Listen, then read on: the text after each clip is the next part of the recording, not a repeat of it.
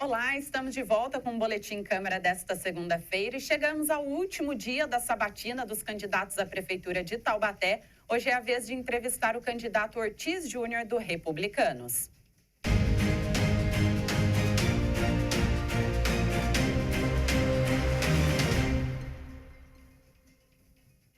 Ao meu lado, o jornalista Douglas Castilho, responsável pelo portal Quiririm News, que participa conosco dessa série de entrevistas. A sabatina terá duração de 25 minutos e mais 1 minuto para considerações finais. Ortiz Júnior nasceu em Taubaté, tem 50 anos e é pai de 2 filhas. É formado em Ciências Jurídicas e Sociais e licenciatura plena em História e Geografia. Pós-graduado em Direito Público, Gestão Ambiental, Direito Administrativo e Gerente de Cidades. Filho de Bernardo Ortiz e Jandir Ortiz, o candidato foi prefeito de Taubaté por 2 mandatos, entre 2013 e 2020. Depois de deixar a prefeitura, Ortiz Júnior trabalhou entre 2021 e 2022 como subsecretário estadual de Desenvolvimento Regional. Nas eleições de 2022, candidatou-se a deputado estadual e ficou com a vaga de primeiro suplente.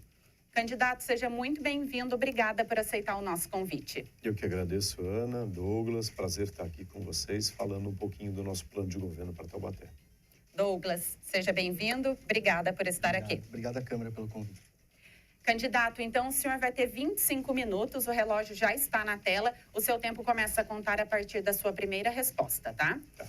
Em seu plano de governo, o senhor fala em reduzir desperdícios e cortar gastos supérfluos. Também fala em revisar e renegociar contratos e convênios. A minha pergunta é, quais seriam esses gastos desnecessários e quais são os contratos que serão revistos? Por exemplo, recentemente a Prefeitura acaba de licitar um novo contrato para alocação de veículos. Esse contrato sofreu um aumento de 61%, em cima do preço praticado no contrato anterior. Certamente a inflação nesse período acumulado não foi de 61%.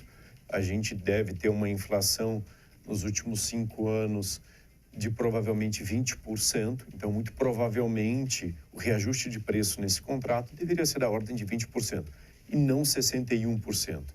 Além disso, no contrato novo, a Prefeitura contrata um número menor de veículos.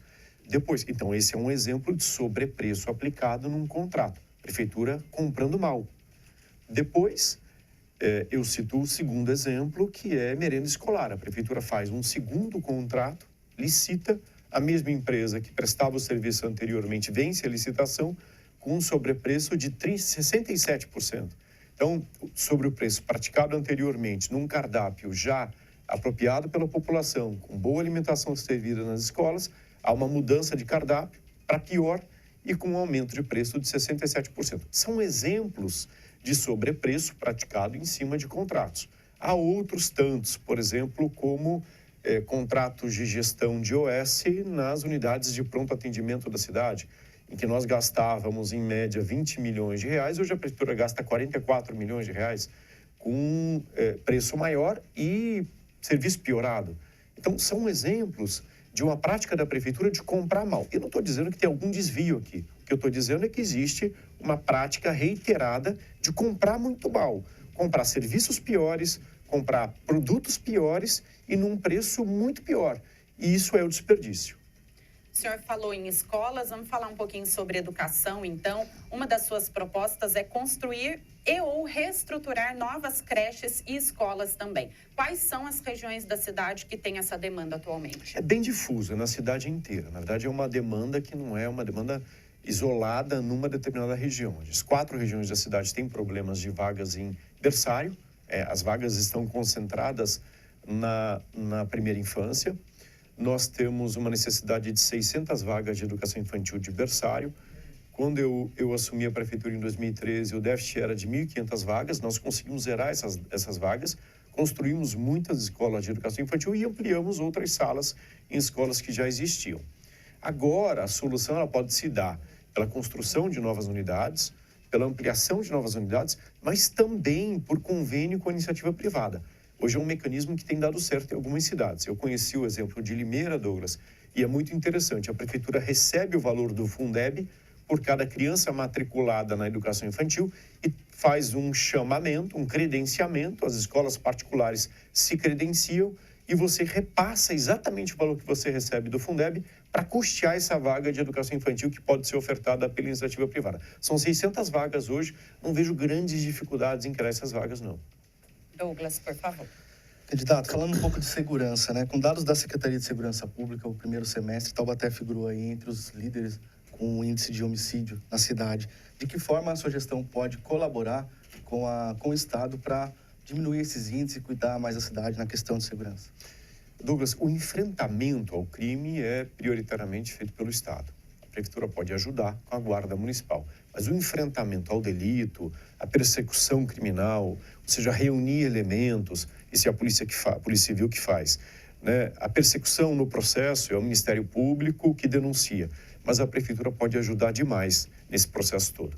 Então, escolas de tempo integral, nas comunidades onde você tem ato infracional praticado pelos jovens, pelos adolescentes, ampliar a oferta de tempo integral. Depois, novamente, colocar a prática esportiva nas comunidades. Nós chegamos a ter 80 polos de prática esportiva com 16 mil pessoas praticando esporte, em atividade supervisionada por um professor de educação física, organizado, bem cuidado pela Prefeitura. Depois, zeladoria urbana. Quando você tem uma cidade suja, mal cuidada, com mato, o crime se instala ali. O crime não fica onde você tem o espaço ocupado pela família, o espaço limpo, bem cuidado. Depois há um problema sério, muitas lâmpadas queimadas. Trocar as lâmpadas de LED queimadas, nós já vimos trocadas 30 mil lâmpadas de mercúrio e sódio por LED para melhorar a iluminação da cidade. E há um outro fator preponderante que é apoiar a Polícia Militar por meio da atividade delegada. Nós chegamos a ter 150 homens todos os dias nos bairros da cidade, fazendo policiamento ostensivo. Hoje a gente não tem nem 20 policiais na atividade delegada. Então, é um conjunto de coisas. Segurança pública não é um fator isolado de combater o crime. É também um conjunto de atividades que a Prefeitura deve encetar, que a Prefeitura deve desenvolver para ajudar o Estado nessa política pública que é a segurança. Ainda falando sobre segurança, mas esse tema também envolve saúde pública, ação social. Nós tivemos um aumento considerável de pessoas em situação de rua. Quais são as ações que a Prefeitura pode executar para resolver esse problema? Ana, em primeiro lugar, fazer um censo. Quem são os 400 moradores de rua que estão em Taubaté? De onde eles vieram? O que eles fazem? Existe dependência química, existe alcoolismo nessa população de rua em Taubaté. Então, em primeiro lugar, a primeira medida é identificar quem são essas 400 pessoas. A Prefeitura informa que são 400 pessoas morando na rua. A gente precisa, pelo menos, conhecer a clientela que a gente vai acolher e cuidar. Depois, evidentemente, eu vou citar um exemplo aqui. No mercado municipal, no sábado, fazendo uma caminhada, eu ouvi de uma pessoa um relato de que ele identificou uma pessoa que estava morando no mercado municipal e essa pessoa disse o seguinte: olha, eu sou pedreiro e sou de Resende, minha família está lá em Resende. Eu fui pegando o ônibus, caminhando parte ali na rodovia Dutra, peguei um ônibus e acabei descendo em Taubaté, encontrei acolhimento em Taubaté. No caso dessa família, por exemplo, que mora em Resende, que é a família desse senhor, a gente tem que ligar para a Secretaria de Serviço Social da Prefeitura de Resende e dizer: olha, tem um senhor aqui cuja família está em Resende, e o acolhimento dele deve ser feito próximo de onde está a família, porque a reinserção social é perto da família, é na cidade dele, onde ele mora. Então, o Serviço Social da Prefeitura de Resende tem que se responsabilizar pelo seu, como as outras cidades têm de se responsabilizar pelos seus moradores, onde a família dessas pessoas está.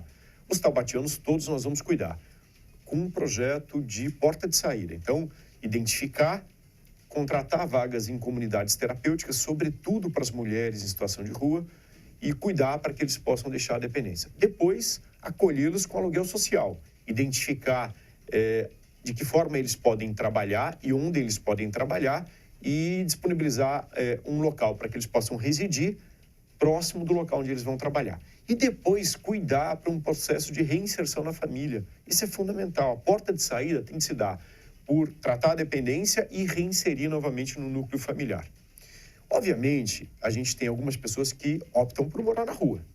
Mas essas pessoas que vão optar por morar na rua, que vão decidir continuar na rua, existem limites, né? Então, elas têm que permanentemente passar pelos serviços sociais da Prefeitura, né? A gente precisa ter um consultório de rua para abordagem social, para identificar se não tem nenhuma doença prevalente ali naquela população, identificar se não precisa de um cuidado específico, de banho, fazer barba, enfim, o asseio corporal também para prevenir doença, está bem alimentado, se tomou todas as vacinas necessárias. Então, esse cuidado específico por meio de um consultório de rua, para aquelas pessoas que decidiram morar na rua, também é fundamental. Então, existe um conjunto de políticas públicas a partir de experiências já muito bem compreendidas, não só as nossas experiências nos mandatos anteriores, mas experiências do que vem sendo feito por outras cidades nesse momento. Esse problema se agravou, principalmente ali no centro da cidade, como exemplo a Praça Monsenhor Silva Barros, que a população conhece como Praça da Eletro, depois do fechamento de uma grande empresa. Então, a minha pergunta é, como a prefeitura pode atrair novas empresas e indústrias para a cidade? Na verdade, o problema se agravou em toda a cidade. O Parque Doutor Barbosa de Oliveira, ali, essa praça que você se referiu, que é uma praça central da cidade.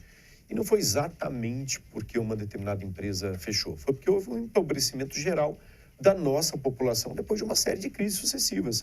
Nós tivemos crise econômica, depois crise de Lava Jato, impeachment de presidente, crise sanitária, enfim, um conjunto de crises que contribuiu para o empobrecimento da população brasileira, em particular aqui da nossa cidade.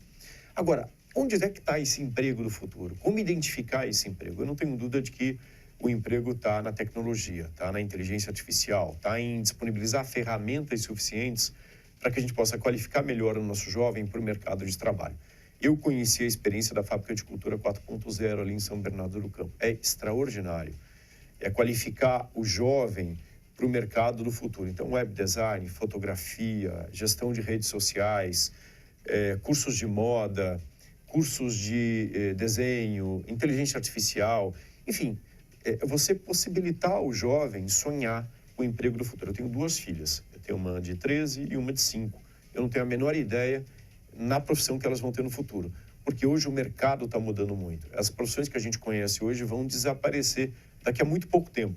Mas uma coisa eu tenho certeza, a gente vai ter mercado de trabalho para prestação de serviços na área de tecnologia. Então, é hora de qualificar, criar em Taubaté uma fábrica de cultura 4.0. Esse é o compromisso do governador do estado conosco, de colocar essa fábrica de cultura para que a gente possa disponibilizar vagas de trabalho para esse jovem que está se formando no ensino médio. Douglas, por favor.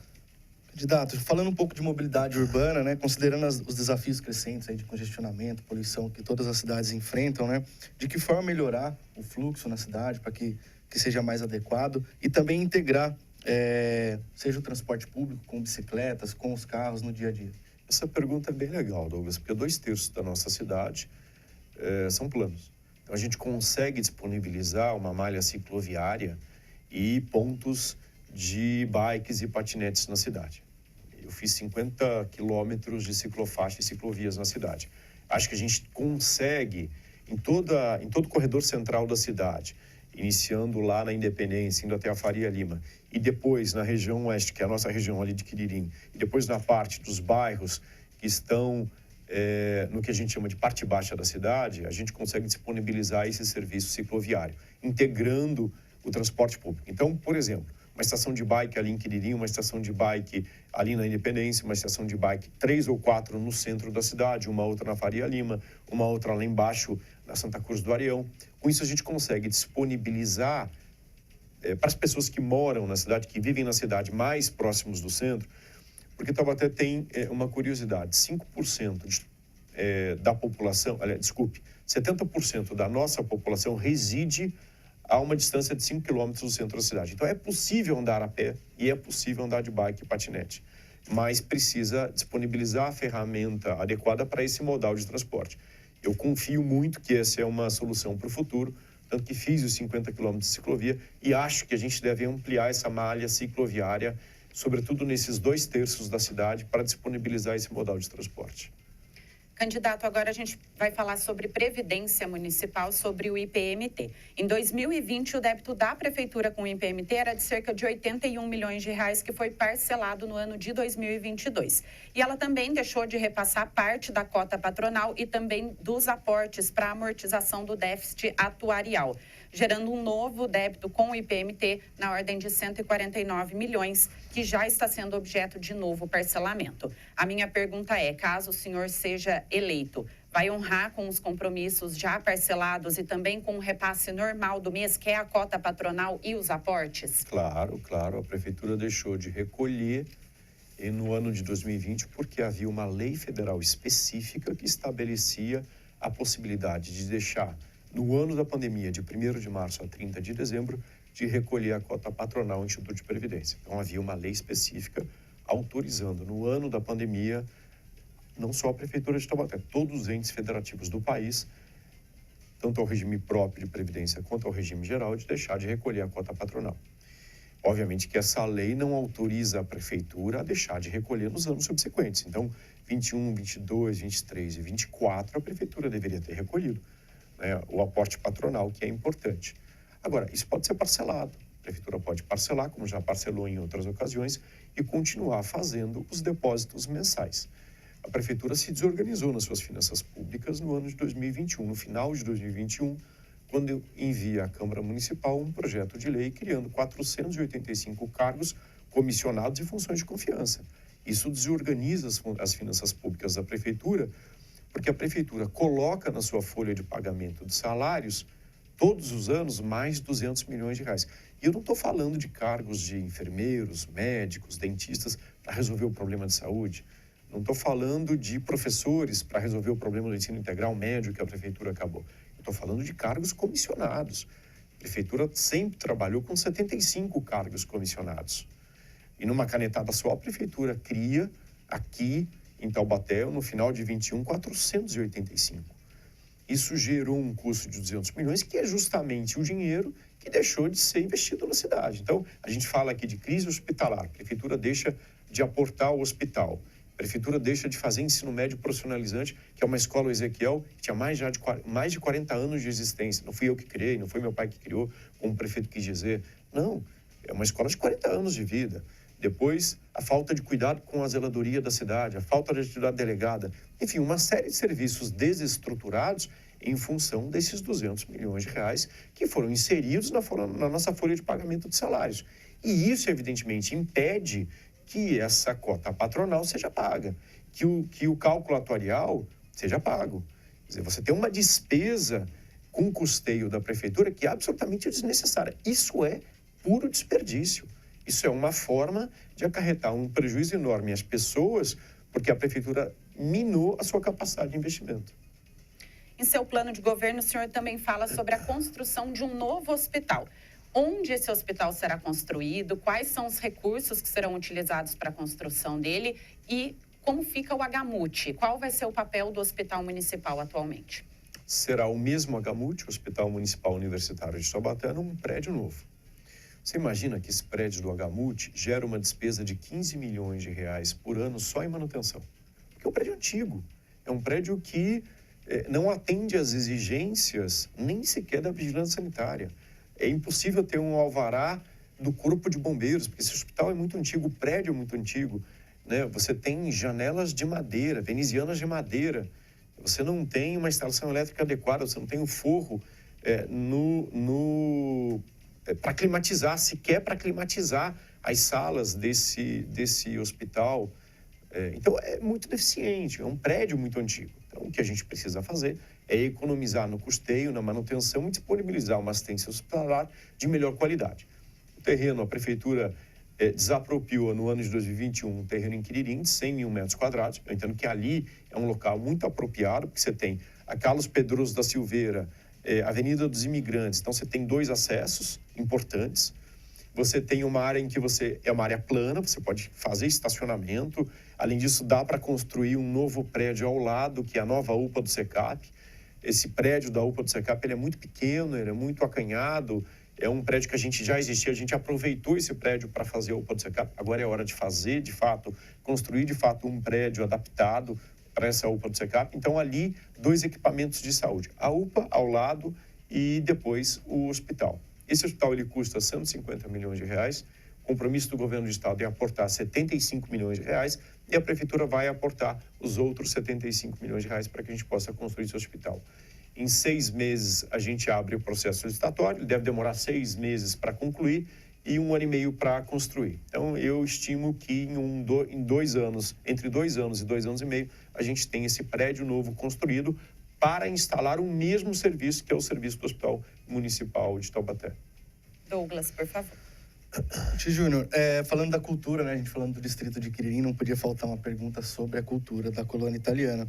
Muito famosa, né, mas precisa de incentivos para que ela se torne uma parada obrigatória a nível nacional, já que a gente tem ali Campos do Jordão como uma via que traz muito turista que passa próximo ao distrito. Queria saber seus planejamentos para fazer que Quiririm consiga se consolidar como uma parada obrigatória para o turista. Quiririm, do ponto de vista gastronômico, já é uma parada obrigatória. Eu frequento muito Quiririm no final de semana e eu vejo que há um fluxo grande de turistas, não só da nossa região, aqui do Vale do Paraíba, mas turistas de São Paulo parando nos restaurantes. Então, a gente já tem um polo de atração, isso é importante. Depois, eu consegui criar a Estrada Paisagem, que é o prolongamento da Estrada do Pinhão, que é a Estrada Padre Hugo, que tem ali o Mirante de Taubaté, que é o nosso mirante do banhado, toda a várzea do Paraíba e mais o Paredão da Mantiqueira. Depois, a requalificação ali da Rua do Meio de Quiririm. É um projeto paisagístico, arquitetônico, que a gente conseguiu concluir com o apoio da comunidade. Fizemos as audiências públicas, a comunidade decidiu que seria daquela forma.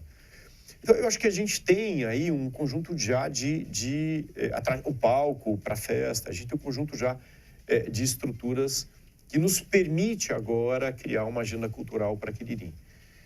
Eu estive numa reunião recentemente com a Societá, e a Societá sugere que a gente possa fazer uma pauta de eventos nos finais de semana, de sexta a domingo. E eu acho que tem muita coisa legal que dá para fazer. A gente consegue fazer alguns passeios ali dos restaurantes para o palco de Quiririm com uma determinada apresentação musical, depois para o Mirante. No Mirante você ter, por exemplo, um pôr do sol com jazz. Eu acho que pode ser uma solução legal para as pessoas ficarem mais tempo. Depois a gente pode ter ali no Museu da Imigração Italiana, a gente pode ter ali um evento de tarantela, por exemplo, ou encenações artísticas no final de semana com peças teatrais. Acho que é um conjunto de possibilidades que são possíveis agora com a retomada, sobretudo depois da pandemia, do movimento gastronômico de Quiririm. Candidato, pontos de alagamento ainda são um problema aqui na nossa cidade. Quais obras precisam ser realizadas pela Prefeitura para resolver essa questão de vez no município? Olha, o principal ponto de alagamento é a Desembargador Paulo de Oliveira Costa hoje. A gente tem ali o córrego Convento Velho, passando embaixo da Avenida Desembargador, e a gente tem a montante ali, 2 córregos que se encontram no Campos Elíseos e que formam a bacia do Convento Velho. A gente precisa de uma solução a montante. A gente tem uma tubulação estrangulada por baixo da Dutra, então é muito difícil que aquela água toda ela ingresse ali na tubulação da Desembargador, porque você tem uma tubulação mais estrangulada. A solução que eu entendo mais viável é a solução que a gente adotou lá no Parque Três Marias, que é uma bacia de contenção ali também no Campos Elíseos. Nós adotamos essa solução no Parque Três Marias, e ela funcionou durante 4 anos muito bem. Deixou de funcionar nesse ano porque a prefeitura não fez a limpeza. Aliás, mais tarde eu saio daqui e vou até lá visitar o piscinão do Parque Três Marias. E é só mato. Mato ocupa espaço, o mesmo espaço que a água deve ocupar nas chuvas. Então a prefeitura tem que fazer a manutenção, a limpeza desse piscinão para que a água possa ser acumulada lá. E fazer, evidentemente, a limpeza da tubulação. Porque com as chuvas muito fortes e a água escoando, entra sujeira ali na tubulação. Então, no período de estiagem, a prefeitura precisa limpar a tubulação e limpar o mato. Senão, evidentemente, você vai ter os episódios que nós tivemos esse ano. Durante 5 anos, nós não tivemos enchente lá. Nós voltamos a ter esse ano, porque durante o período de chuvas, esse piscinão estava tomado por mato. Precisa fazer a limpeza. Mas é uma solução que todos os municípios têm adotado. São Paulo adota nas bacias todas ali da região da Zona Leste, principalmente, essa solução dos piscinões, e eu acho que ali no Campos Elíseos é possível fazer. Depois, algumas obras não tão significativas, não tão grandes, mas algumas obras importantes de ampliação da rede de drenagem. Então, algumas ruas da cidade que não tem boca de lobo, mas a gente tem que entender que o ciclo de chuvas mudou muito. né? A gente tem hoje um regime de chuvas diferente, a gente está muito perto do litoral norte de São Paulo, o oceano aqueceu, a gente tem, em média, 1,5 graus a mais ali na região de Ubatuba e Paraty, a gente tem uma precipitação muito maior, mais recorrente, com mais volume d'água. E essa precipitação atravessa a Serra do Mar e vem justamente aqui em Taubaté, onde a gente tem o Paredão da Mantiqueira. Então, há uma concentração de chuva muito grande aqui na nossa região, que é a região mais estreita do Vale do Paraíba, e a gente precisa cuidar para essas obras de drenagem. A Prefeitura está fazendo uma coisa boa agora, está fazendo o Plano Municipal de Drenagem. Essa é uma boa solução, com o dinheiro do FEIDRO. E aí a gente vai saber exatamente o que fazer, quais obras são necessárias para interferir. Candidato, voltando a falar um pouquinho sobre saúde, o senhor fala sobre o uso da telemedicina. Quais são os recursos que o município precisa oferecer para que a população tenha acesso a esse serviço? Precisa oferecer uma sala com os monitores de boa resolutividade, com uma comunicação com internet de banda larga e uma comunicação, evidentemente, que permita ao médico que está do outro lado, por exemplo, um dermatologista, com uma lupa, fazer o exame de pele do paciente que vai ser consultado pela telemedicina. Além disso, um aplicativo, né? Um programa que permita criar o prontuário eletrônico e permita uma comunicação com velocidade.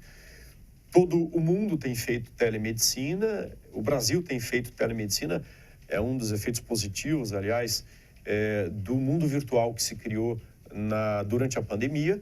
E a gente tem que aproveitar essa oportunidade, porque há muitas especialidades médicas com filas muito grandes e eu acho que a gente consegue resolver. As especialidades mais complexas, a consulta será feita com um clínico geral ao lado. Então, você tem um posto médico, atenção básica, o clínico geral vai acompanhar, por exemplo, uma consulta à distância com um reumatologista na telemedicina. O clínico geral tem que acompanhar. As consultas mais simples, como um dermatologista, a própria enfermeira do posto médico, da unidade básica de saúde, pode acompanhar. Não há tanta complexidade. Então, sempre acompanhado, o paciente sempre acompanhado, ou de uma enfermeira ou de um clínico geral.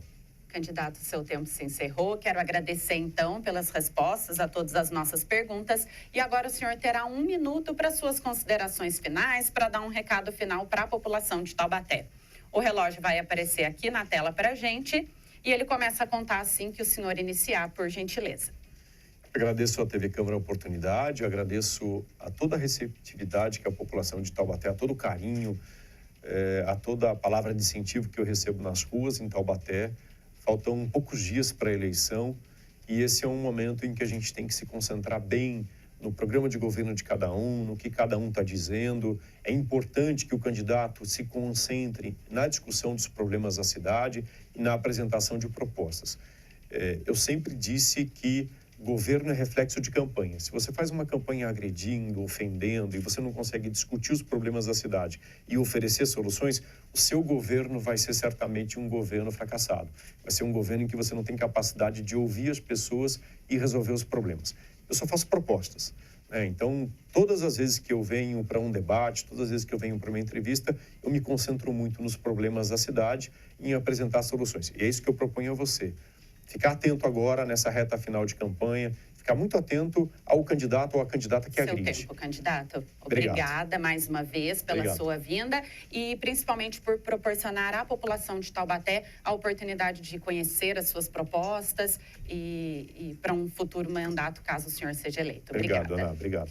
Obrigada, Douglas, pela presença. Agradeço. Obrigado. E assim nós encerramos o nosso Boletim Câmara de hoje. Essa foi a nossa edição ao vivo dessa segunda-feira, dia 16 de setembro. Eu agradeço a sua companhia e retorno amanhã com mais notícias para você aqui na TV Câmara Taubaté. Tenham todos um ótimo dia, uma excelente semana e até mais.